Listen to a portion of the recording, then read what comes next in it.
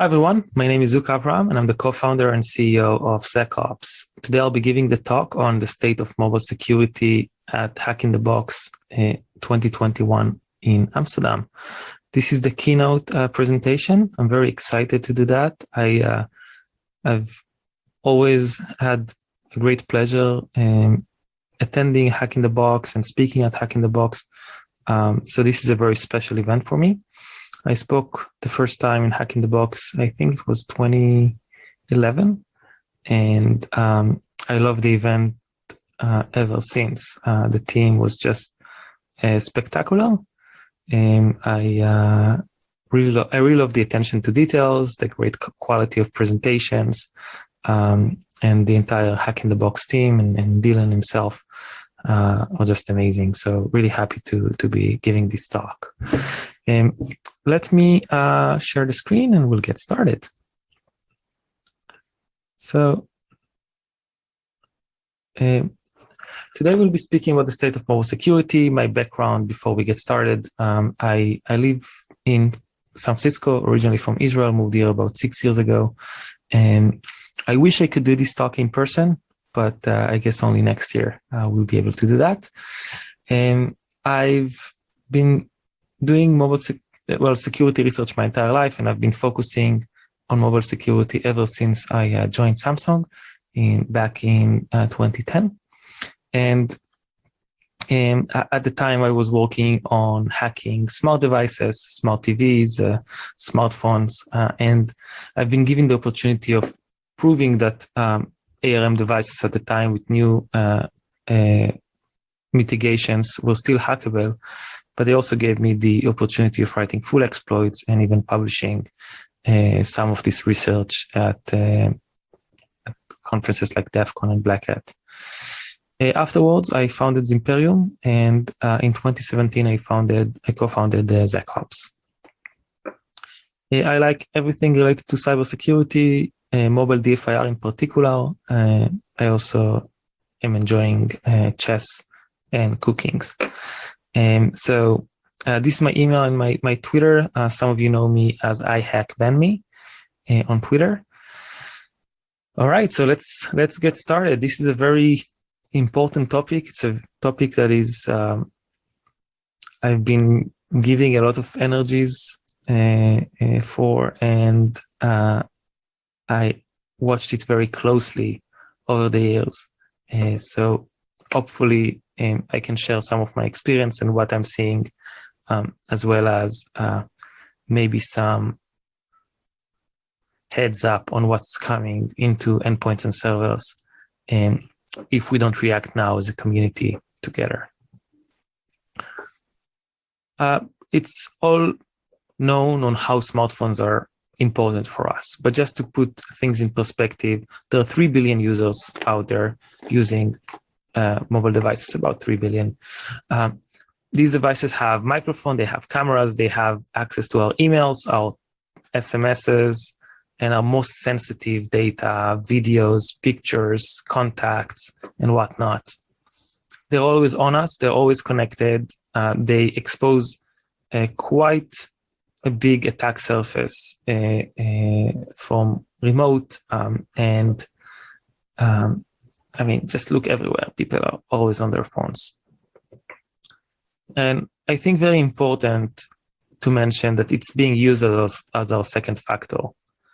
So as an attacker, if an attacker attacks your PC, they still need to hack your phone or find a way to receive this second factor of authentication. But if they hack your phone, they don't need to hack anything else. So this is really becoming the most important target to protect, but it is also the biggest target with the least amount of visibility that we have. But always it came back to that, but I have walled garden and I'm protected. I'm not downloading from third-party app store, so I'm protected. That's actually not the real threat if you're dealing with actors like NSO and other commercial groups, as well as nation states. But really, it became more intense for me in 2017, the summer of 2017. So I just walked around in New York and I noticed that my phone suddenly rebooted. And as a security researcher, I know that this could happen for multiple reasons. One of them could be a kernel panic. It could also happen when you click accidentally on the power button. It could also happen when the device is overheated. But I wasn't clicking on the power button. The device wasn't too hot in any significant way. And I realized that I just experienced a kernel panic on my phone. Now, kernel panic on the phone doesn't necessarily have to be because of security reasons. But in this particular case, once I looked at the logs, I noticed that it happened because of a security mitigation that was triggered. 99.9% of the people would never actually check the kernel logs whenever something like that happens. But this is where I really took a deeper dive into the rabbit hole of what smartphones security really means and how big the gap is that we have to close ASAP for this entire planet. I mean, 3 billion is a very big amount of device owners compared to the entire population of planet Earth. So we really have to do something about it. So I took a deeper dive into this kernel panic. It was a security mitigation that was triggered. And it basically panicked when the kernel expected a certain value in what iOS kernel calls non-poison cookie, but it actually seen a different value. It was 1 bit difference than the expected value and the current value at the time. And as a result of that, the kernel protected itself and rebooted. Interestingly enough, this mitigation only runs once every 32 allocations. So as an attacker, your exploit would work 31 out of 32 times, and that's an acceptable risk. But this is only 1 bit that flipped. So, I mean, it could happen for other reasons. It could happen because of memory corruption. It's possible. It could also happen because of cosmic rays. One researcher suggested that. You can actually calculate that. It's very low probability, but it's possible. Knowing what I do and knowing, the things I've been involved in and all the stories about researchers getting targeted, it wasn't unexpected to see that. So I did take a deeper dive, and it definitely looked suspicious, but I couldn't conclude what's going on. Part of that was because I was blocked from analyzing my own device, but really 2 weeks later, what happened was that my phone panicked again. This time I was at DEF CON 2017. The taxi driver took a different route, and as soon as I exited airplane mode, because during the conference I was in airplane mode, the phone panicked. I immediately looked at the kernel logs, and I noticed, and my eyes went dark. Basically, I noticed that the baseband binary, in this particular case, Com Center Mobile Helper, was running an unsigned version of it. So this is why the kernel panicked. It ran a CS ops operation, and it failed on this particular process. So at that point, I was really curious what's going on. Is my phone compromised? And because the kernel gave me this path to this file, this Com Center Mobile Helper, that was replaced and wasn't the expected signed executable that the kernel wanted to see, I wanted to extract that file. It's very simple. So when I tried to do it in traditional ways, I couldn't do it. When I asked the vendor to provide me file system dump, they didn't want to commit, not on the time, not on what I'll get, and not on anything. They did, however, offer me a free device, but I wasn't interested in a free device. I was interested in the attack. I was interested in the details. I was interested in what's happening on my own phone and who attacked me, and I wanted them to pay for doing that. So I needed a local privilege escalation exploit. And Google Project Zero happened to have, they have announced, or I was told that they're about to release this local privilege escalation exploit for that particular version of iOS. So I basically begged Ben Hawks from Google Project Zero to provide me access to that file because I'm running out of time. I know that threat actors are using time bombs, which we'll discuss later. And if I'm not going to do it fast enough, I'm going to lose my opportunity to discover this attack. A few weeks later, Google Project Zero did actually release it. Ben Hawks didn't want to share with me the LP while at that point in time.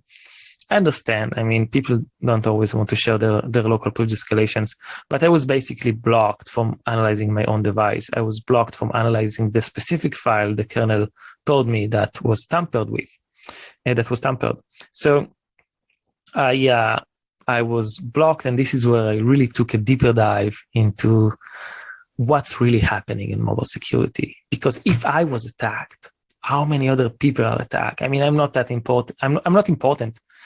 There are people way more important than me with access to many things. I'm actually not using my phone to access anything important. So why was I targeted? And how many other people are targeted? How many people viewing this presentation are actively targeted? So that's what I wanted to check. The answer actually scared me more than I anticipated. I didn't know how common it is. Now I do know it's very common. It's not as common as like 50% of the population, but if you're doing something of importance, you're definitely targeted one way or the other by one threat actor or the other. So what's the problem? The problem with mobile security is that phones are very limited in what you can see. So if you think about it, it was originally, or at least marketed as privacy solutions. So Uber, for example, cannot see if Lyft is installed on your device and then offer you more competitive rates, which, by the way, I mean, that will be not bad if we get more competitive rates if they know it was installed on the device. But let's put that aside and let's assume that's actually a good thing. So if Uber cannot see Lyft, can our antiviruses see malware or other applications that exist on the device? The answer is not.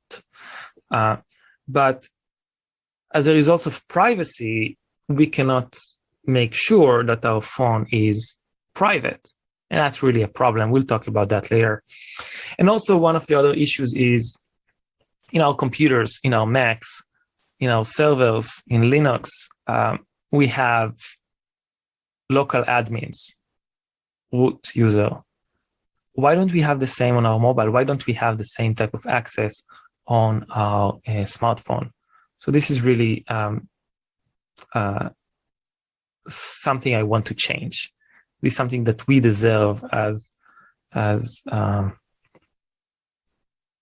to 3 billion people that have smartphones. We have to change that because of what these devices include: microphone, camera, and our second factor of authentication, and for some people, even large amount of cryptocurrencies. We should have the ability of inspecting these devices. But really, when I wanted to check for myself, like, how bad is it? Like, how common it is to see acknowledgements from vendors that they're under attack. I mean, obviously, they prefer not to acknowledge at all, and we'll see that shortly. But when they actually acknowledge that there were attacks, there are a few things that are very similar. For example, they say, this may be under limited and targeted exploitation. What do you mean targeted and limited? Was it 5 people? Was it 5,000? Was it 50,000? Was it 500,000 or 5 million users? I mean, with 1 billion devices out there, you can say 5 million is very targeted and very limited exploitation.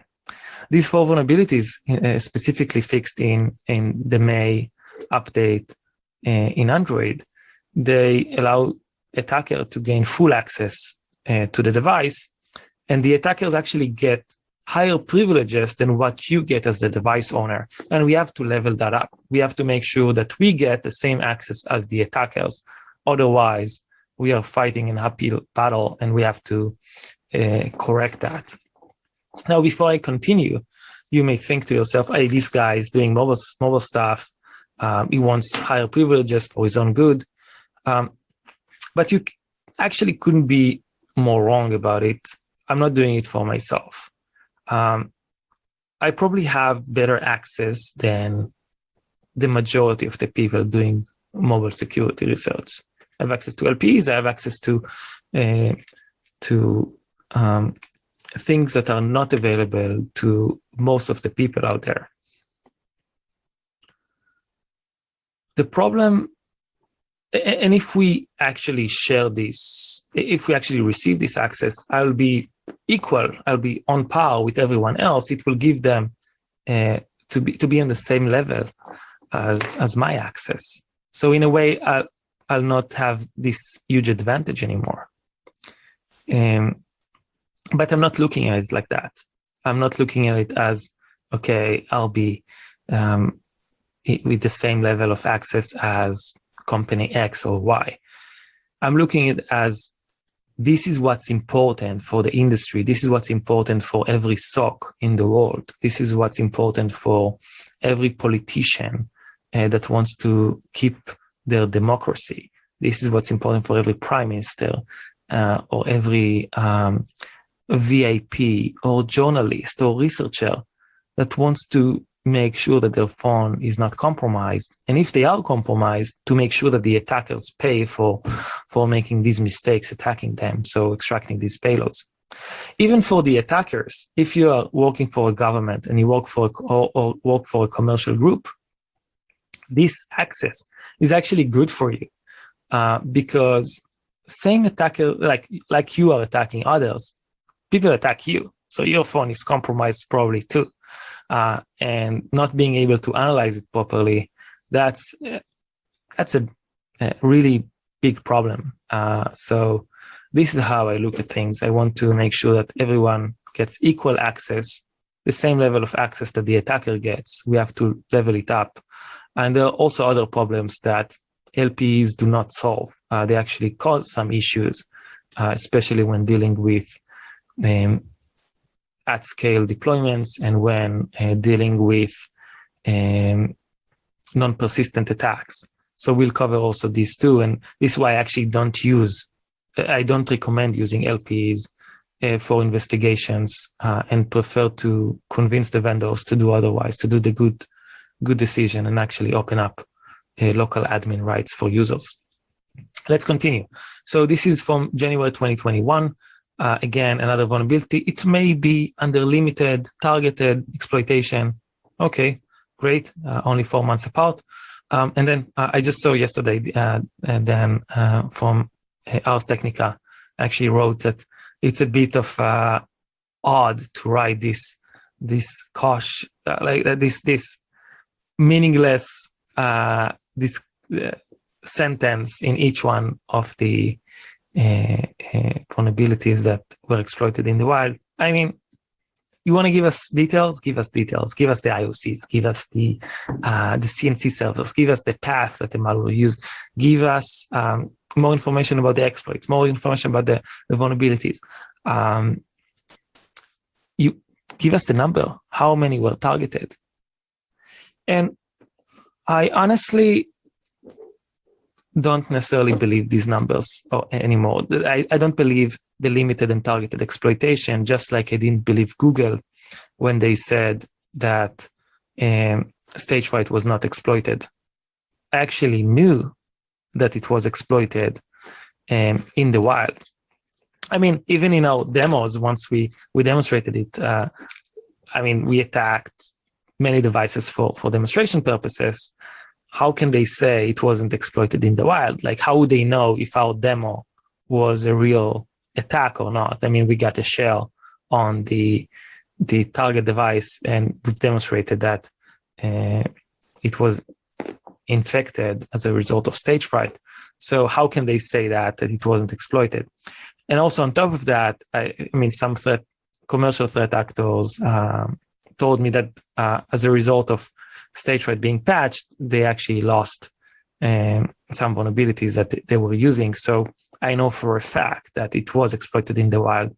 And I also know, as a result of this, that Google, and we can also infer that Apple, do not have real statistics on attacks whenever the attackers are preventing them from seeing those statistics.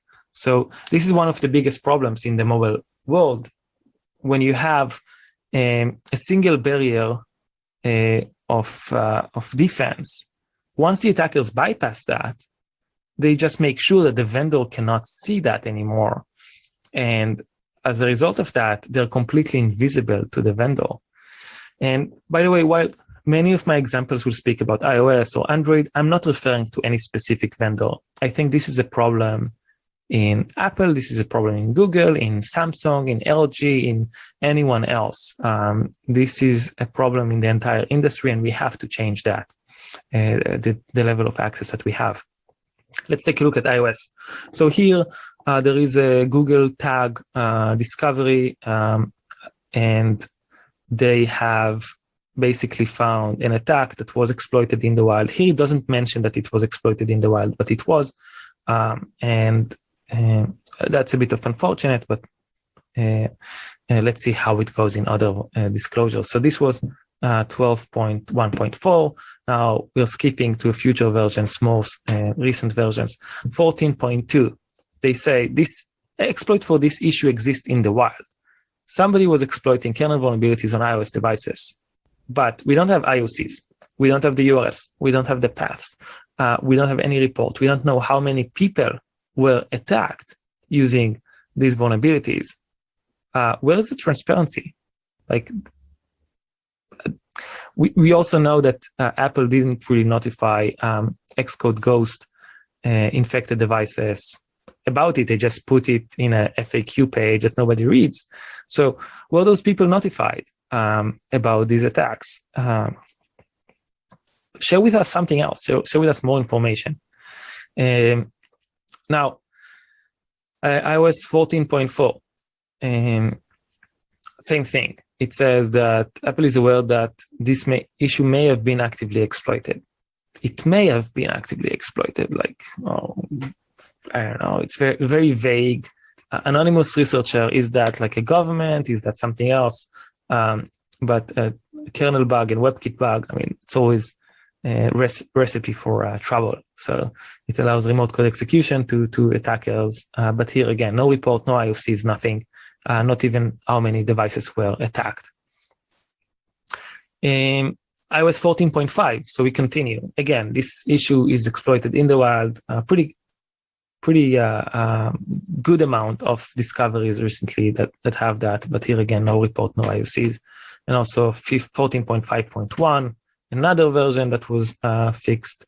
And let's take an example. Let's think, okay, from the PC world, what would have been different if in the last 20 years we didn't have local admin?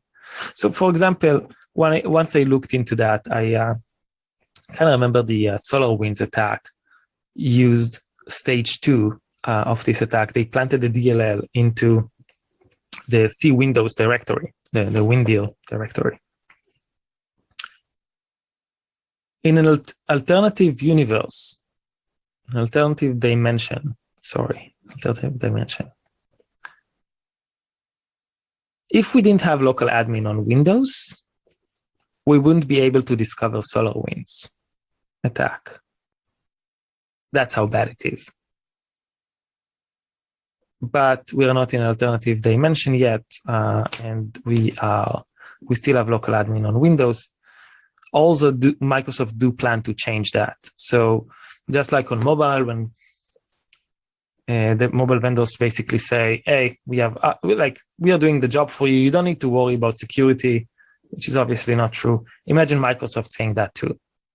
So this is why it's really important for us to change that, because I mean, I don't think anyone can fight malware alone. And by having deeper access to these devices, we are able to find more things together. This is how the SolarWinds attack was found, but many other malware over the history of Windows were discovered in a similar way. So this is quite important. And if we take that away from us, I mean, why do we need to even have socks in the entire world? There's no need. I mean, Microsoft will do all the work, right? Obviously not. So, but that just to get a better understanding. But let's go back to our own dimension and think about mobile attacks in particular. So this is from the 2019 implant teardown by Google Project Zero. And what they said here is that there is no way for a user in iOS to view the process listing, so the implant binary makes no attempt to hide its execution from the system. So it's actually, the malware orders are protected by the sandbox. And as a result of that, the users cannot see them. It's that bad. The malware order simply ran the file from /temp. So this is the file. It's very easy for them. It's very convenient. Nobody actually looks at that. Even if Apple checks that, they will see that this file, I mean, there are many files like that. This structure, it would get lost in the noise and they would never know about it.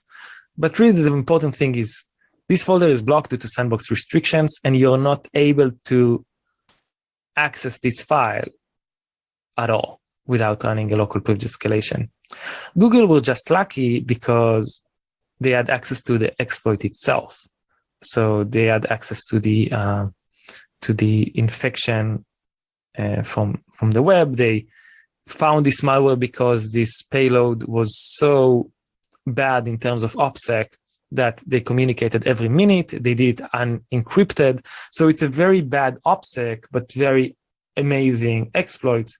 And simply because the attackers didn't care about what's happening post-exploitation. And this really shows how bad it is. Let's take a look at the attack on a journalist of Al Jazeera. And this journalist was attacked by NSO's malware. And here the IOCs are private var DB and private var temp. You cannot access both of them. So if your phone was communicating with NSO servers, you cannot actually take these files and extract them. This actually happened as well. I mentioned to the vendor, hey, this phone is communicating with NSO servers.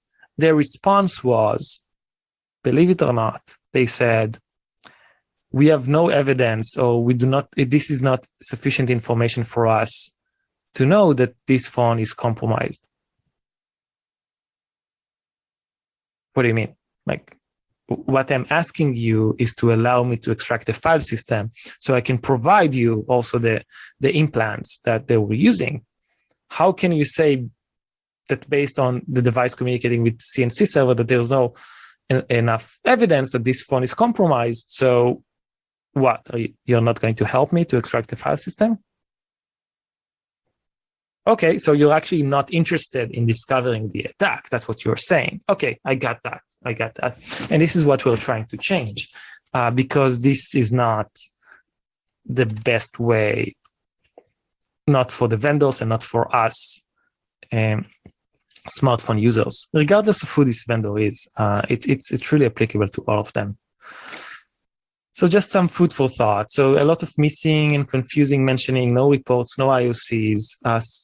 Security updates for unsupported devices is actually a great way to know if a vulnerability is actively exploited also on other devices. So you can see that. So if you look at, for example, 12.5.3, which is only available for unsupported devices, you see that they only fix security issues and also in the previous versions.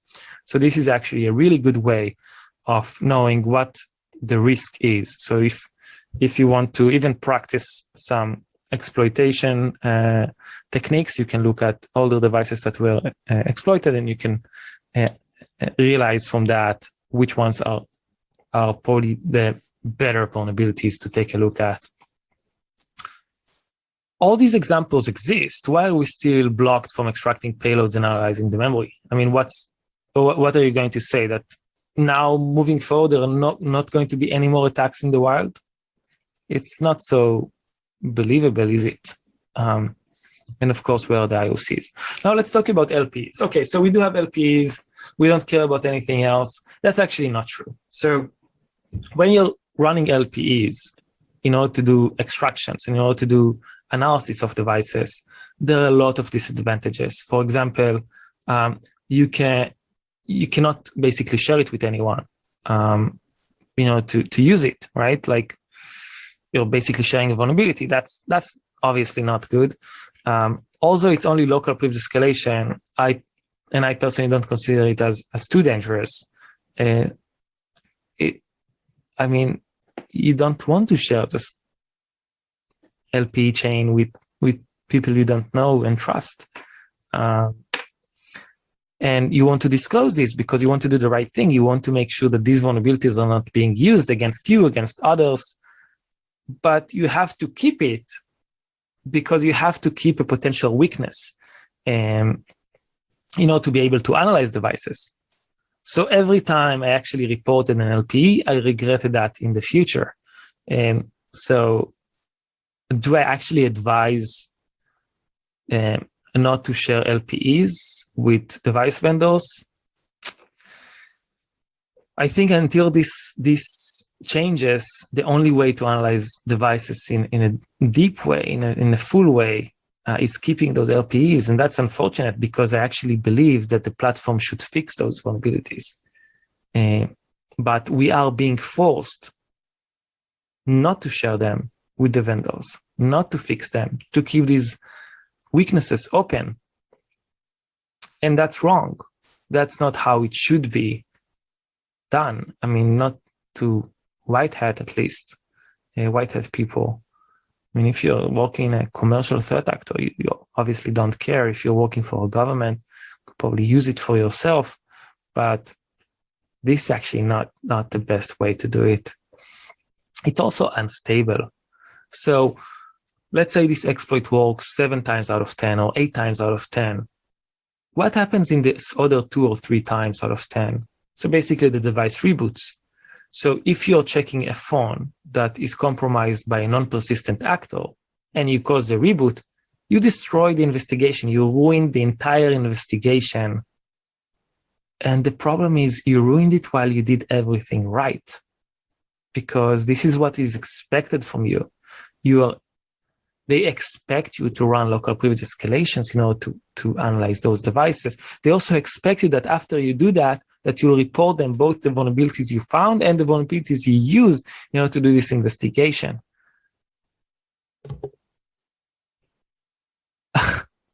That's just odd. And then porting vulnerabilities. So there's a new iOS update or there's a new Android update. You need to port these LPEs into this new version. And the time that it takes you to port this vulnerability could be enough time for the threat actor to realize, hey, this device is not communicating for 2 weeks or 2 months. They trigger the self-destruct option, which we'll talk about shortly. And also the vulnerability can be patched. Or a new mitigation can be released so it can prevent access for multiple weeks or months even. So you're basically being blocked from analyzing devices, the entire file system, etc. And when you're speaking about, vendors that can sell those LPs and extraction tools, the reality is very different than what is being advertised. So first of all, these vendors do not necessarily have LPs for everything like some of them claim they do. And oftentimes, whatever you have public is actually the same thing that they have. The second thing is, whenever they do have something unique, and I only can think of one vendor that has it, they don't necessarily want to sell it to you. They only want to sell it to high-paying government clients, and they want to do it for different purposes. They don't necessarily do it for cybersecurity purposes. They do it for the ability of bypassing the PIN code or bypassing device restrictions. And so these are some of the reasons. And then if you're waiting for fixing the vulnerabilities or if porting it, etc., and takes too long, then you're basically losing the race and the time bomb can be activated. And as a result of that, you'll not be able to find the malware that was on the device once you started the investigation. And also another problem is you cannot use this at scale. You cannot just take 10,000 devices and run local privilege escalations on them, or 100,000. It doesn't work. It causes reboots. It causes problems. You can get banned from the App Store or the Play Store. It's not worth it. So on one hand, they do not allow you to use it. On the other hand, you have no other choice. So it's really catch-22 here, and it's terrible. It's also unreasonable to request every SOC in the world to hold LPs 0 days. It's just impossible. Why do we have deeper access on every other platform, but we don't have it on smartphones?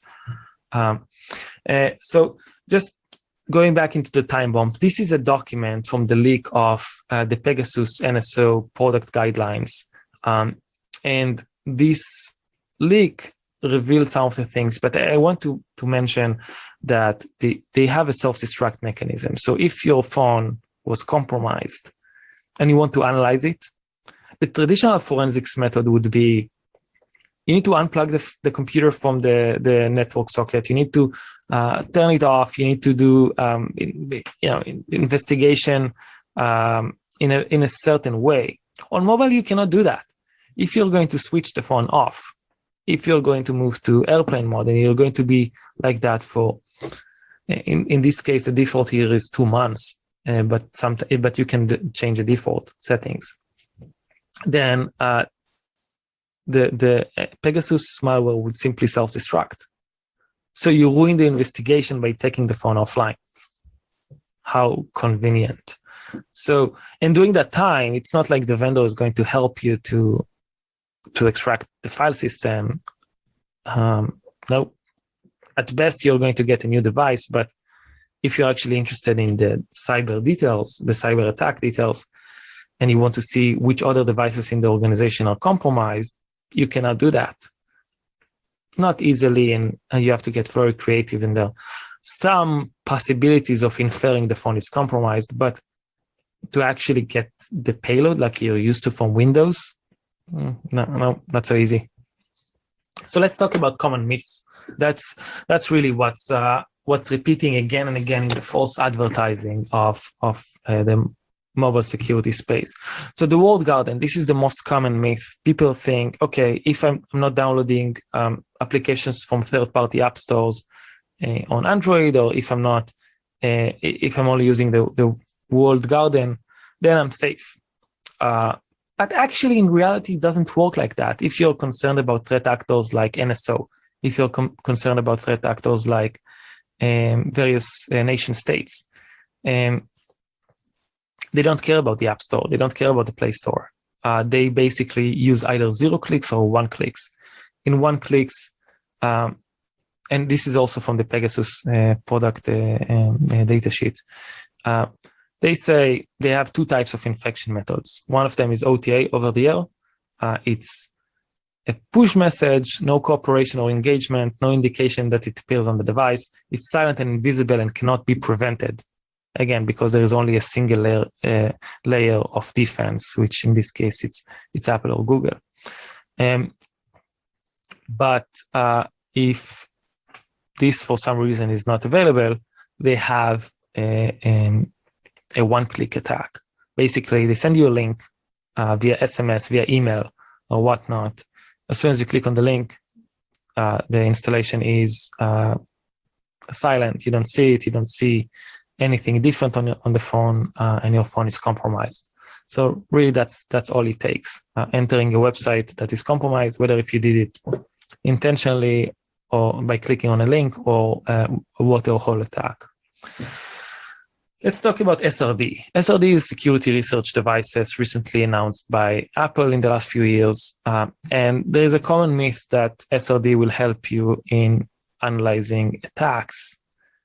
It's actually going to only help you if you're looking for vulnerabilities, not for attacks.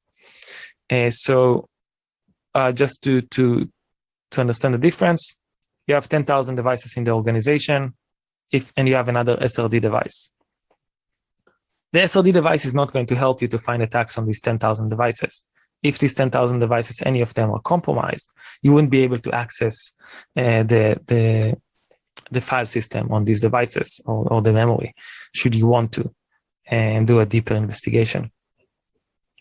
The SRD is going to help you, however, if you want to look for vulnerabilities in the platform itself. But in that case, why do you need SRD? You also have Checkmate. You don't need a separate solution for that. So it doesn't actually help you in digital forensics and incident response investigations. It only helps you to find vulnerabilities, which you don't necessarily need that tool for it. There are other ways. So another myth is SRD devices. It's actually not helping any DFIR or SOCs. And then another myth is users should not be allowed to run elevated code. And let's take a look at Apple's own statements here. And I actually took it from the Epic Games versus Apple trial that is happening this month. We have root access on macOS. And Apple VP of Developer Relations claimed that nobody at Apple say that macOS is less secure than iOS. They also say that iOS and macOS, they allow you to keep the integrity, and they don't think that it's unsafe to use a Mac, and you can run Mac applications worry-free.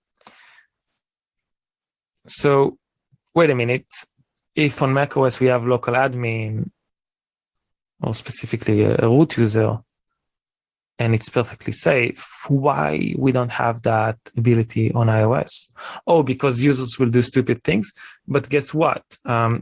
Users can do stupid things without local admin. Users can simply install a VPN that turns all the traffic to the attackers. Users can install a fake profile or a rogue profile. Users can install a root certificate. They can, with MDM, you can also wipe a device, and that's dangerous, right? Like, why is that allowed? And don't tell me you want to revoke that too. So really, if we have the same access on macOS, there is no reason we shouldn't be able to have a local admin on iOS. Same with Chromebooks. If we have root on Chromebook, why shouldn't we have root on Android too? And Android is also supposed to be open. It's a bit disappointing, the level of access that we're receiving as users, and that we cannot do all the things we could have done if we had a full access to the devices. So what we want to do is we want to change that. And we have announced the last few years the initiative of Free the Sandbox.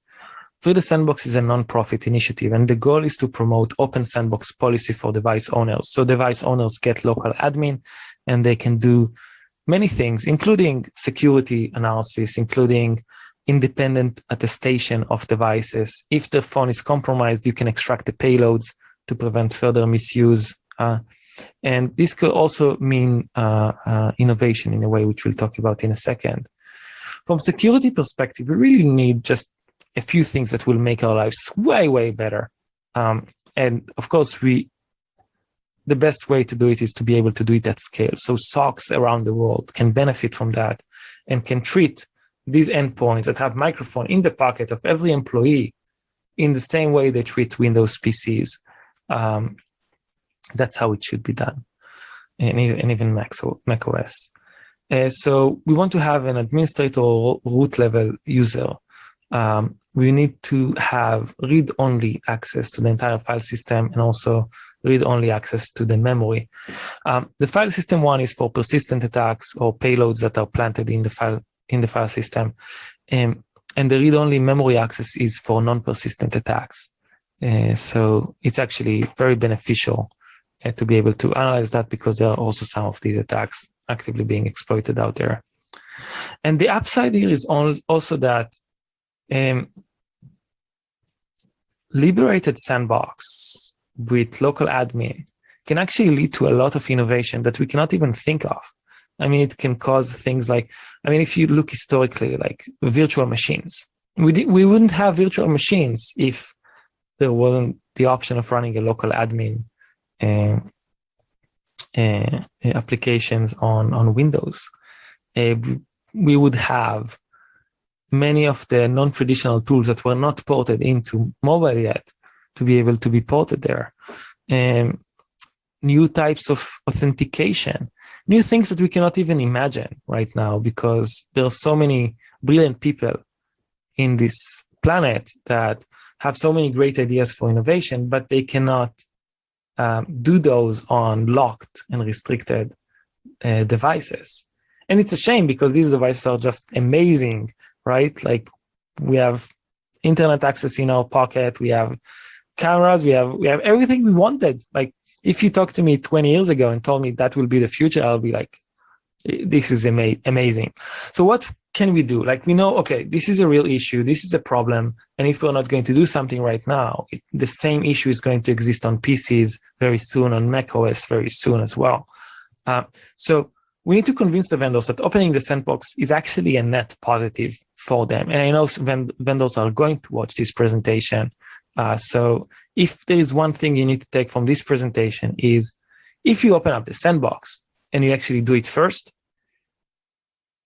you increase your revenues. What? Okay, yes. So if you open up the sandbox, that will allow you to win many more CYOD contracts that you're currently losing.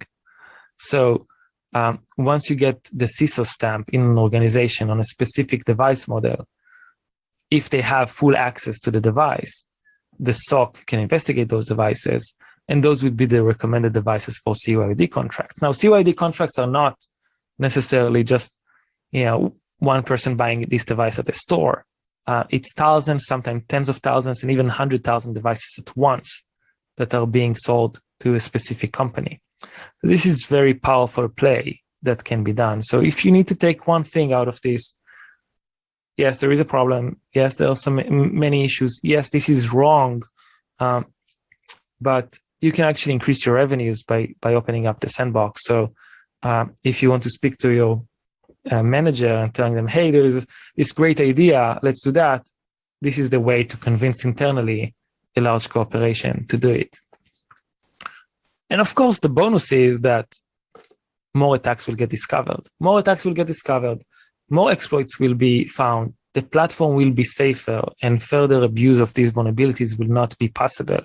So this is really the core of what liberating the sandbox for local users is about.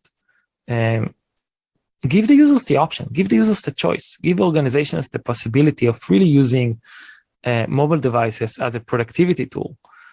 Now we are doing it anyway, but because there is no competition, over time, I think it will change if devices are not going to be opened up. This is really something we have to do to make sure the ecosystem is healthier. And of course, this leads to unintended innovation. This can lead to many, many things, depending on how flexible you want to be.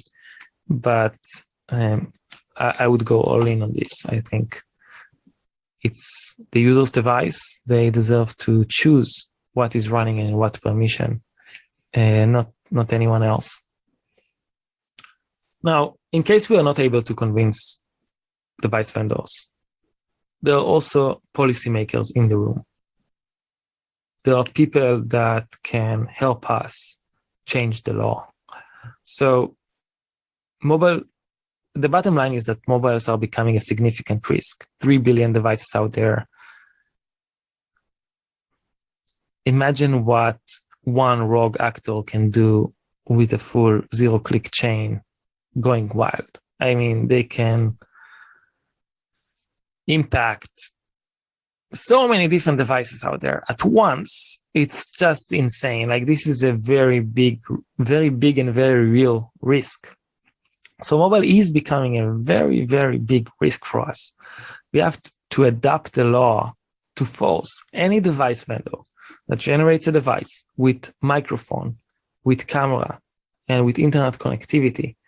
They should be providing local admin users for for device owners and basically security controls for organizations to be able to use these local admins in order to protect, to analyze and protect these devices. So this is really what's at stake here, and this is what we have to change. Once one country will start it, others will follow, just like the GDPR. So why should we care? Basically, I've warned about mobile attacks in the last decade. I've seen them firsthand so many times. Most of them were never published. This is happening. I'm seeing attacks on journalists. I'm seeing attacks on researchers, on politicians. We are all using one of two devices, either an Android or an iPhone. That's it. We don't have any other choice. And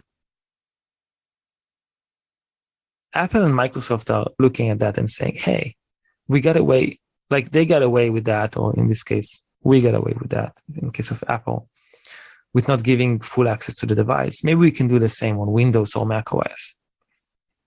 And some of the releases, for example, Windows 10X, is actually, they have that, like they disabled access to the Windows folder. They don't have ETW access anymore. So you won't know about some of the things happening on that platform. And that's really the direction things are going to. So we really have to stand up right now and say, hey, this is wrong. We cannot have such a restricted sandbox policy.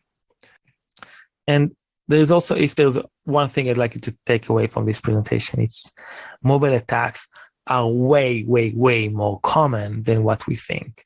And I wish that someday the mobile device vendors will publish the real statistics on this. It's just so much more common than what people think. We need to have the option of choosing what we want to run on these devices. So with that, I'll wrap up. Thank you very much for watching this presentation. This is my email and my Twitter. Get in touch. Yeah, thank you very much.